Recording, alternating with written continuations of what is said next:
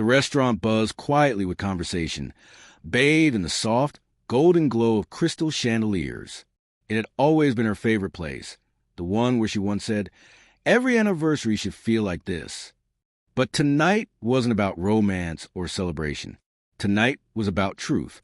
For weeks, I'd noticed her growing secretive, guarded her phone like it held state secrets, staying late at work with the same man repeatedly, offering excuses that never quite added up.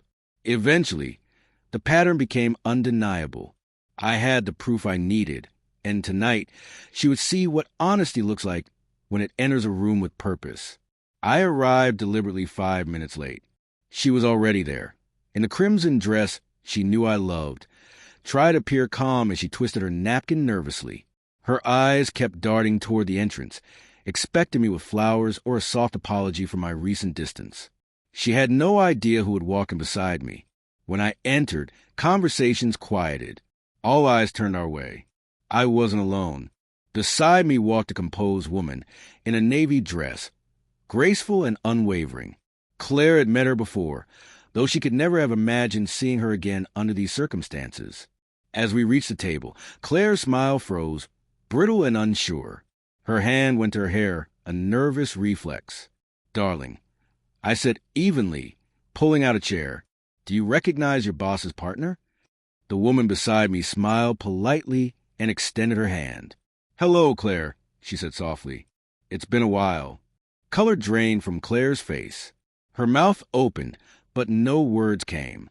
For months, she had been having an affair with her boss, a man she insisted was just a friend. What she hadn't known was that his partner, standing beside me, had discovered the betrayal days before I did. Instead of lashing out, she had reached out to me. Two people connected by heartbreak, not vengeance, bound by a need for truth. We had orchestrated tonight for closure, for the final, undeniable revelation. Claire's eyes flicked between us, panic rising. I don't understand," she stammered. The woman beside me let out a quiet, almost pitying laugh. "Oh, I think you do," she said. I just wanted to see the woman who thought she could destroy two families and walk away unscathed. Tears welled in Claire's eyes. "Please," she whispered. "Not here." I leaned back, calm. "No, here is perfect. In the open, honest, unforgettable." Her face turned pale. She looked at me with a desperation that once might have broken me. "Please," she said again, voice trembling. "Not a divorce. We can fix this. We can talk. It was a mistake." The room went still. Even the waiters paused. I studied her, no longer furious, just weary. "You call a mistake," I said softly, "but you made that choice every day for months. Mistakes happen once. What you did, that was deliberate." She reached for my hand across the table, but I withdrew slowly, deliberately. "You didn't think I'd find out," I said. "Did you really think you were cleverer than everyone else? All those late nights, the hotel bills, the messages you deleted?" Tears streamed down her face. "I was foolish," she whispered. "It meant nothing. Please, don't ruin everything over this." I glanced at her boss's partner, arms folded, silent. "Funny," I said. "That's exactly what his wife said before she threw his things out." The air was thick and suffocating. Claire trembled, realizing there was no charm, no excuse left to save her. For years, she had worn the perfect mask, elegant, devoted, admired. Tonight, it crumbled. She was human, fragile, exposed, drowning in her own choices.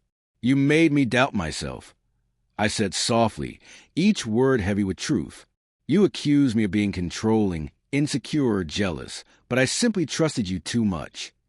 She collapsed inward, hiding her face in her hands. "Please," she gasped. "You can have everything, just not a divorce." I studied her. The ache in my chest had dulled, but lingered. "Everything." I asked. "You already gave everything that mattered to someone else." Her sobs grew louder. The restaurant manager approached, hesitant, but the woman beside me raised a hand. No one would interrupt this moment.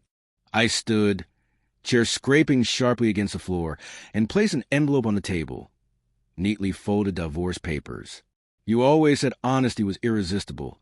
I said softly, "Here's mine. I'm done." Claire's tear-streaked face pleaded, "I'll change. I'll fix it.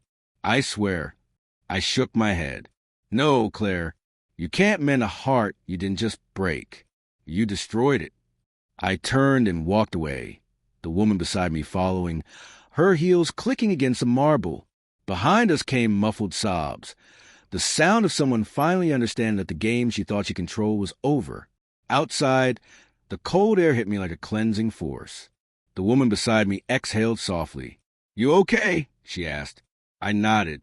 "Yeah," I said. For the first time in what felt like forever, I didn't look back. Closure doesn't always come from forgiveness. Sometimes it comes simply from letting the truth stand unshielded before those who try to bury it.